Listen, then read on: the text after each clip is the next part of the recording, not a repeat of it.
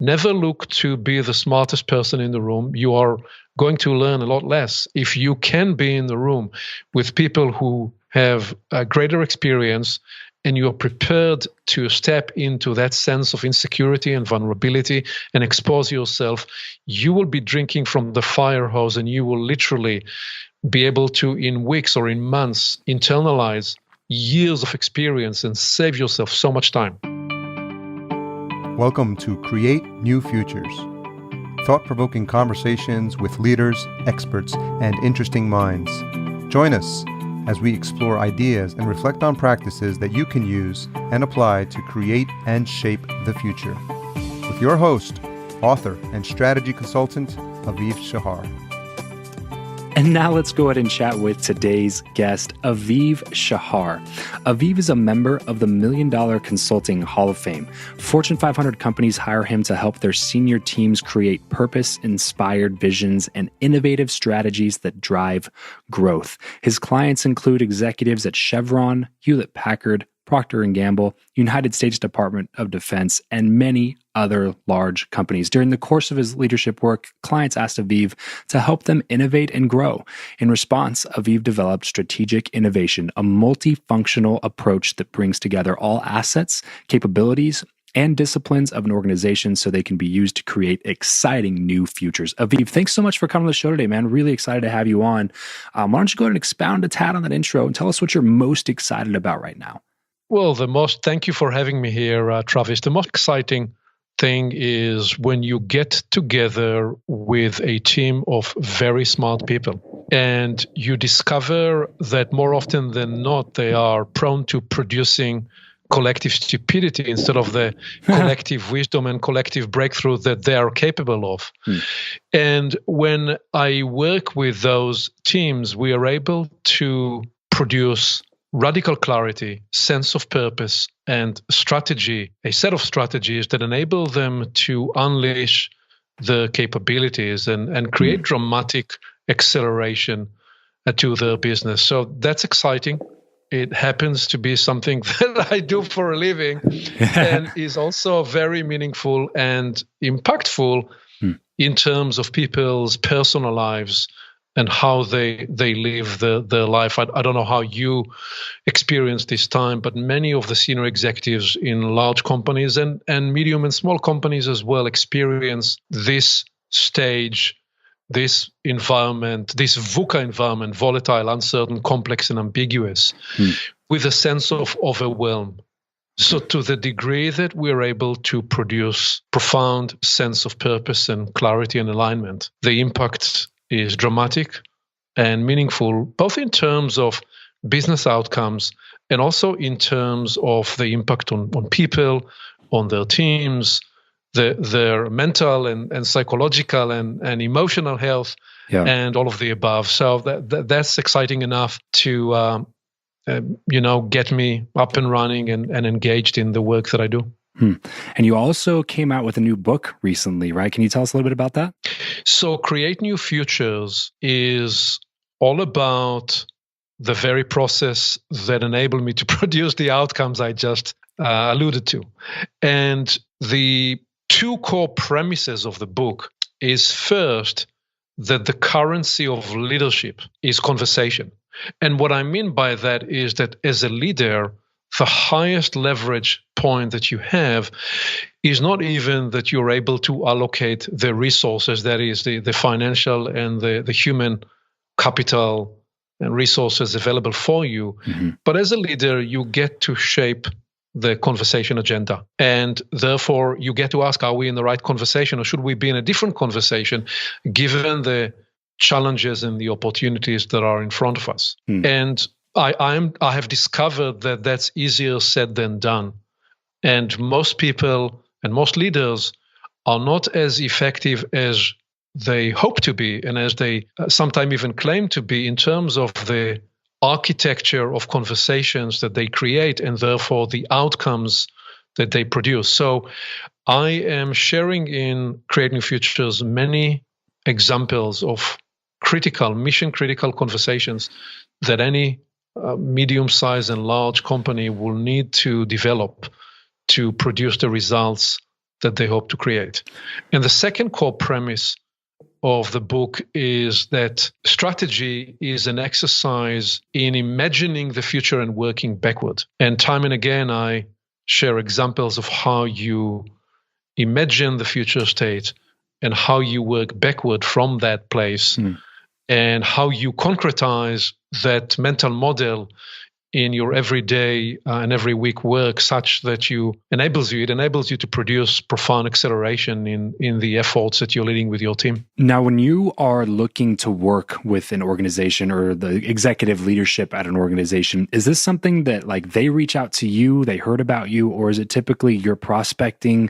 How does that work? And then what do you look for? Like, how can you tell that you can help out a certain team? Like, do you ever run into people where you're just like, actually, you guys are doing a good job, just keep doing what you're doing, on to the next one? To the first question, nearly 100%. I couldn't tell you whether it's 95 or 98%, but round about that of my work is essentially word of mouth. It's referral based. So it's one executive having experienced our collaboration suggests that it'll be wise for so-and-so to speak with me, and we create the conversation. And if it's a good fit, we proceed. And sometime I'll be in conversation with people for 3 weeks and it will lead to a project. And sometime I'll be in conversation with somebody for 12, 18 months. And then the timing is right, which perhaps is already building somewhat to what you're going to ask me after that about building your network. And I will say right now that the key for me is to stay in the conversation and stay relevant in the conversation and produce value up front such that when people experience their value, they say, wow, I am benefiting so much even before I invested dollar-wise anything in this relationship. I can't imagine what it would be like when we actually work together, and that leads to the work. Mostly people reach out or find about my service when typically they've heard from somebody they know. Yeah. Mostly we engage when they are new to the role, they were just promoted to a very senior role, and or there is a large major reorg, two companies integrate or two organizations come together, and they need to address a very complex set of parameters. It's about the organizational design, it's about the strategy, it's about the culture, it's about doing all of the above with limited resources and accelerating the throughput and the outcomes that they need to deliver. And then how do you design a complex set of inputs that will produce those outcomes? That's what they call me for. And that essentially is the beauty of this work, because it has a hard science inclined side to it of focusing on the data, but the bigger chunk is even the art of conversation, the art of the possible, the art of unleashing in people the greater talent and the greater can-do power and creative collaboration that we are able to unleash for people when we structure conversations that are purposeful and meaningful and build these in such a way that they lead one into the next, produce those outcomes that they desire. Working with a lot of these higher ups, a lot of these executives from Fortune 500 companies, I mean, these are top performers already. They're high performers, obviously, or else they would not be in the situation that they're in these high executive levels in these large companies. Have you seen a common denominator as far as like what all these people share in common that's allowed them to accelerate themselves to that certain point? Right. And so some of your working assumptions may not exactly always match reality. It is true that these are high achievers. It is true that these are very smart people. It is true that you're dealing with top talent. Yeah. Most of them, Travis, struggle with, number one, a chaotic environment in terms of the velocity of the marketplace, the volatility, the velocity of change in terms of technology and trends. So that's struggle layer number one.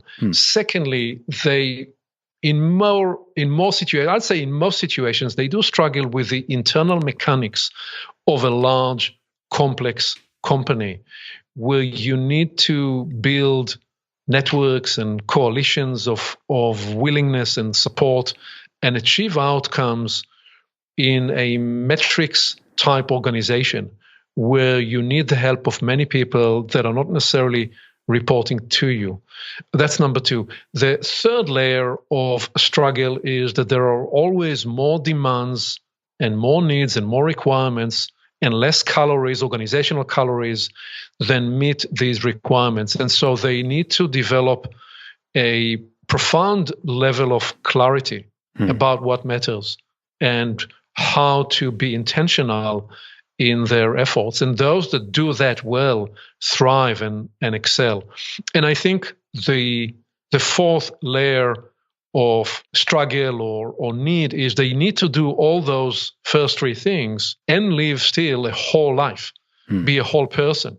Be the spouse, be the parent, be the educated citizen, and be able to operate with all of these with a sense of staying healthy and focused and intact and well and exercise and also enjoy life and what I call overall the recipe of the new Renaissance living, which is how do you juggle all of the above and stay grounded and continue to focus on your own personal growth and personal development such that you're not just going through work and through the hard machinations of leading a large team, but you're actually thriving and enjoying the adventurous, the entrepreneurial side of it, and that through the experience you're growing and evolving as a human being and as a leader. All that is a lot if you add it up.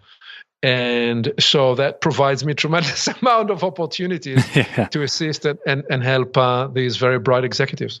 Yeah, so you have a lot of knowledge, obviously, Aviv, or else you would not be in the position that you're in. And you also know a lot of people, and you've gotten a lot of referral business throughout these Fortune 500 companies. So I'm curious to know the answer to this question from you. It's one I ask everybody that comes on the show. Do you believe that who you know or what you know is more important, and why? Right. Well, so Travis, let me step back and offer the following perspective. I think in the first 10 years of your life, your experience is defined by who your parents know in most situations. And I think in the second decade of your life, you're defined by who you mix with, and sometimes even more so by who you choose to not mix with.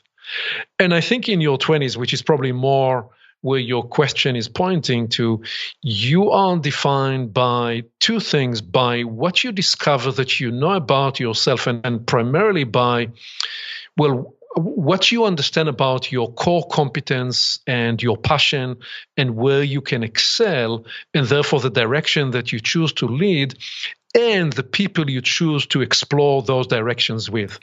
And I think then as you move into your 30s, you increasingly get to define who you are by the people you choose to live with, the family you build, the network indeed that you build around you, and most critically by what you choose to devote yourself to.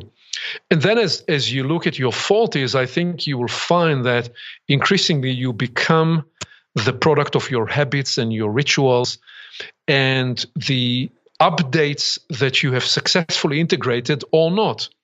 And then when you lead into your 50s, which is where I am, towards the end of my 50, okay, so you find out that at that stage, you are defined by whether you are prepared to make a whole new start or whether this is the time where you started to level off and shifted into coasting, and or whether you were really, truly able to produce a whole new sense of renewal. And I believe, I anticipate that in your 60s, you are increasingly defined by discovering what has joined and what is blessing your effort and your work. So that's what I will say. And so for me, it's an interplay because it's a moving diagram. It's these two polarities of what you know about yourself as your core competence and the people that you know that enable you to manifest and create the contribution that you're able to create. So in essence, you think that it's a combination of the two of them. Different phases of life would call for different specific actions on whether or not, like, which one you're really going to be working on. Is that basically what you're saying? Yes, and I will also highlight the following, which is that I would not be where I am without the profound kindness and generosity of some of the people that I interacted with throughout my life. And given what I told you earlier, which is nearly 100% of my work is referral-based and repeat work, I can probably trace the majority of the work I've done over the last 10, 15 years to a handful, less than a dozen of key champions. So I do think that champions, and my experience, key champions in your life, people that introduce you to others and open doors for you, is really the key enabler, certainly in the consulting space, if you're going to try and work with those Fortune 100 companies. And equally, therefore, if you can be that type of a champion for other people and enable other people to achieve their success, then it's gratifying to be able to pay back and sometimes pay forward. Fantastic stuff there. Can you tell us a specific story, Aviv, about a time in your life where you made a connection with somebody and they became a champion for you and helped you push forward in life? Well, so in Create New Futures, I share the story of how in the early 2000s, I was leading a leadership course, actually the top leadership course for the AMA, the American Management Association. That's a setup where you will typically get 12, 15 top executives in a retreat setting for 5 days. And one of the participants in one of those sessions was Sam, a leader from Hewlett-Packard. And at the end of the 5 days, he approached me and said to me, "This was awesome. I've been to every program there is, but I've never experienced what I experienced here. Do you think you could HP this for me?" And in that situation, there is, of course, only one answer, which was, yes, of course, but what do you mean to HP this for you? And he said, well, do the 5 days in 3.5 days. In a couple, 3 weeks, I met with his team and word got out. And it's now 14 years or 15 years later, and I'm still working with different leadership teams in now the two sides of HP. Wow. So he was a business leader and later became the chief learning officer. And this one connection, one meaningful experience together led to profound impact in my practice, in my business. But you could say, okay, that's rare because he actually came to a program that you were leading. So let me give you a second story that will demonstrate that serendipity can work in your favor as well. I'm sitting where I typically sit on most flights, which is D1. That's the first row on the right side with your left shoulder on the aisle. And next to me is Paul. And we're having a conversation on the flight from Seattle to San Jose. And we build a dialogue that then proceeds to a series of phone calls over, I think 12, 18 months. And what do you know? That later led to me engaging with his team in Cisco. And I'm still working with Cisco now 5 or 6 years later. Wow. So sometimes you will run into somebody, and the key in terms of building your network is that I'm curious, and I'm first curious to learn about what is it that the other person is working on and what is the problem that they are developing an answer for. And to the degree that I can create a meaningful conversation and be curious and interested on point in that person, rather than transactionally look to what's in it for me, then it would lead to the kind of relationships that produce mutual value. So in this second story on the airplane, this is a complete chance happening, right? You guys didn't know each other beforehand. It was just you were sitting next to each other on the airplane and got to talking? That's exactly right. Okay, so perfect example, because this brings out a point that I've really been working through with some people recently, which is you treat exactly what you were just saying, Aviv, everybody the same exact way. And because you never know who you're going to end up talking to, even through that person who may know somebody who knows somebody who knows somebody. But at the end of the day, everybody that you talk to is a person. So giving your full undivided attention and being interested in that person instead of interesting about yourself allowed you to cultivate a real relationship with somebody that was able to bring a really big client later on. But you had the bottom line is that when you first started that, like you weren't at a conference and you didn't know that, if I talk to this guy, he'll connect me to this person, and you have this hidden agenda in the back of your head. This was just a friendly conversation with a guy that was sitting next to you on an airplane because you're treating everybody the same and really just trying to build genuine relationships and not treating life like in-person cold calling, but treating life as relationship building. So fantastic insights there. That's exactly right. I don't do networking conferences, which may be counterintuitive to your audiences, but these are the situations. I find that the best, most meaningful networking relationships occur inside the context of living your life and being fully present in the opportunities that show up. Yeah. And treating these with a kind of care and value that they could lead to, regardless as to whatever the title and the targeting that you had in mind about this person or another.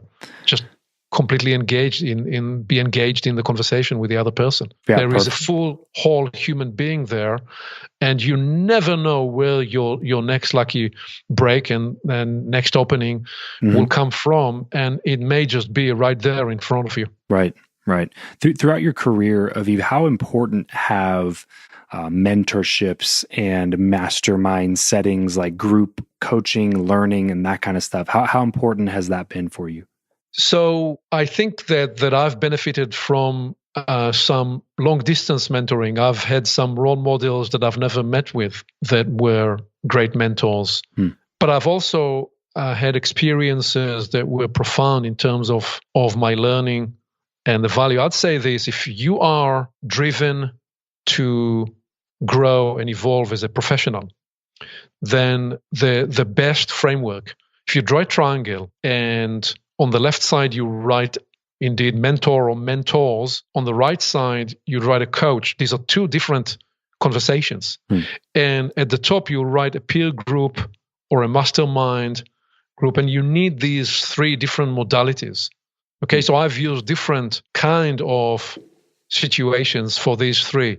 These three work well when you have the middle of the triangle, which is you are driven and you have an increasing depth of sense about who you are and what it is you're after, and the kind of living inquiry that you are manifesting. And as a result of that, those different situations, the mentors, the coach, and the peer group, they create tremendous value because you are driven with a sense of purpose. So if somebody's sitting here listening to this and they're like, I've never actually had a mentor or a coach, I've never been in a mastermind or a community, what would you say to them? I would say that a mentor is somebody that typically had the experience that you're looking to develop. And it depends whether you are inside a company and you can find some mentors in that company, or you're not looking for that. Then look for those people that are 3 or 4 steps further up the road from where you are, and either look to establish formal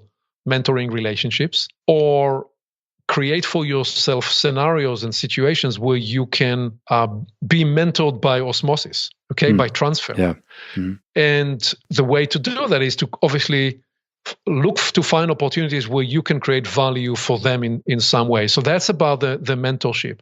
Coaches, I mean, there are so many different approaches to coaching, but the kind of coaching that I engage in, you don't have to have somebody that experienced exactly what you're looking to create.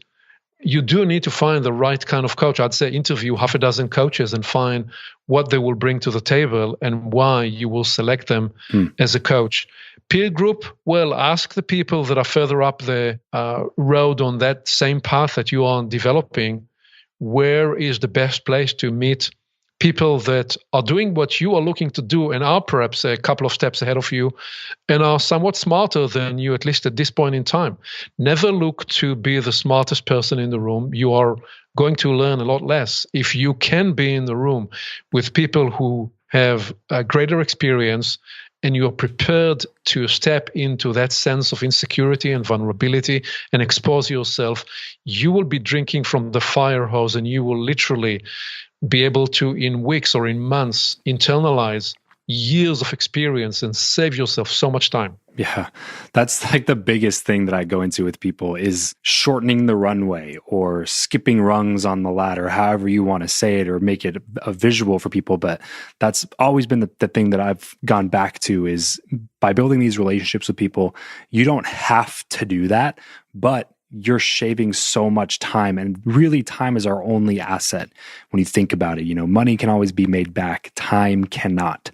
So the best reason to go out and do these things is to save yourself loads and loads of time by paying sometimes a premium in order to save that time. So if you're listening right now and you've never had a coach, you never had a mentor, you've never been a part of a mastermind or a community or something like that, then just do it. Try it out. Try, you don't have to go drop $25,000 for your first experience doing this, but get involved, get your feet wet. And I promise you, once you do it once and you see the value of being a part of these different things, it'll be something that you will continue to be a part of throughout the rest of your career. And I wholeheartedly believe that. And I think, Aviv, would you agree with that? Would that be something that you would say like 100% recommendation? Yes, with one caveat, which is you do have another precious asset right there next to time, which is your attention, your focus. And so you must be guided by a profound sense of direction and of purpose, because you have to not dilute and not diffuse your efforts. And to the degree that you spread yourself thin on many different situations and you're not sure what it is that you are extracting from these, then you are not just wasting time, you're also wasting that other currency, which is your mental focus.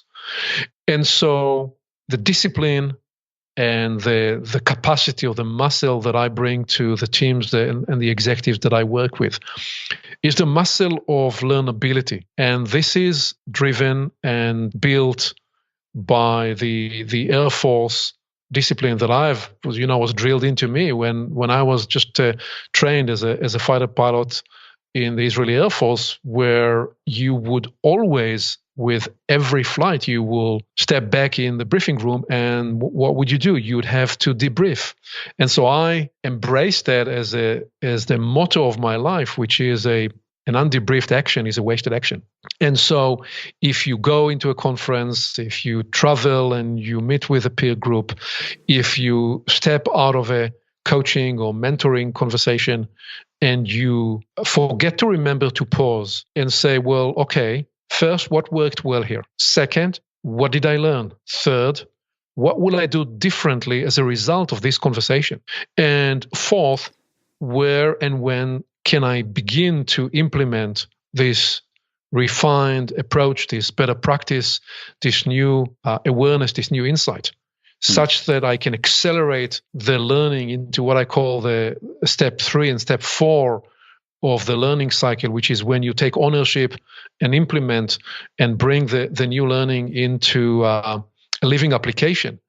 You need to accelerate that velocity dramatically. Unless you do that, you end up with people expending themselves and their resources and on too many fronts, not being sure at all what it is that they are developing for themselves as an outcome in terms of the future state that they're hoping to create. And so much awesome stuff there that I just took away, and I'm sure everybody listening did as well. But asking those questions after you attend an event or a conference or have a mentorship session in some sort of learning capacity, whatever it may be, is definitely something that I need to start adding to my routine, because you're right. Sometimes you just get an overload of information and content that if you don't take time to figure out what that means, then it's never going to be implemented anyway. And what's the point of learning if you can't implement that learning? So much great stuff here, Aviv. Let's go ahead and move on to something I like to call the random round. Just a few really quick random questions with some quick random answers. You ready? Absolutely. This is the random round. What profession other than your own do you think it would be fun to attempt? Probably a movie director and a Sherpa up the Everest if I had the stamina, and perhaps a talk show host like the role you're playing now, which I somewhat get to play on my podcast show. But each of the three would bring me to new experiences and new adventures. If you could sit on a park bench with someone, past or present, and talk to them for an hour, who would it be and why? In the ancient world, I'd sit down with King Solomon, with Jesus, with Mary Magdalene. In the Renaissance period, I'd sit down with Leonardo da Vinci. In the early 20th century, I'd sit down with Theodore Roosevelt and perhaps with a spiritual teacher like Rudolf Steiner. And there are many others too, Travis. With each of these people, my point of interest, my curiosity, and the questions I'll be asking would be around the process journey of becoming them, and specifically about those points of the critical moments of personal realization. How did these come about? And I'd be looking to unlock and unpack these moments of realizations. How do you like to consume content? Books, blogs, podcasts, or videos? I am both a listener, a conversationalist, and a reader. And I learn best actually by framing a question and by writing. So when I need to write and create my own thinking and my own formulated approach to a problem, is how that is ultimately how I develop an approach and learn best and fastest. Give us a glimpse of your morning routine. I wake up around 5 or get up around 5:15. I engage in the first hour with writing. That's when I also engage in my centering call over practices. I run for a good 15 minutes. And then after breakfast and a little time after that, here in Florida, Jupiter, Florida, where we spend the winter, we head out to the ocean so I can do my second running and swimming in the ocean. And that's really a fantastic way to start every day. What is your go-to pump-up song? My pump-up song is The Sound of the Ocean. Sounds corny, but when I hear the wind and the waves crashing, I get energized like nothing else. What are you not very good at? I am very bad at filling forms, IRS forms and any other form. So I propose that the American Psychiatric Association needs to update what is called the Diagnostic and Statistical Manual of Mental Disorders, DSM, with a new condition. As you have claustrophobia, is an extreme irrational fear of confined spaces. I suffer formophobia, which is the anxiety of needing to fill forms. Perfect. And as we get everything wrapped up here, Aviv, what is one place online where we'll be able to find you the most? You can find me at avivconsulting.com, and you can find me on LinkedIn at Aviv Shahar, and also Aviv Consulting, and equally on Twitter. And you're welcome to visit my own podcast show, Create New Futures. Perfect. Go check out everything that Aviv puts out. He obviously has a lot of great content and so much knowledge to share. So go buy his new book, Create New Futures, and listen to his show, which has the same name. Aviv, thanks so much for coming on the show today, man. I had a blast chatting with you. Absolutely. Thank you.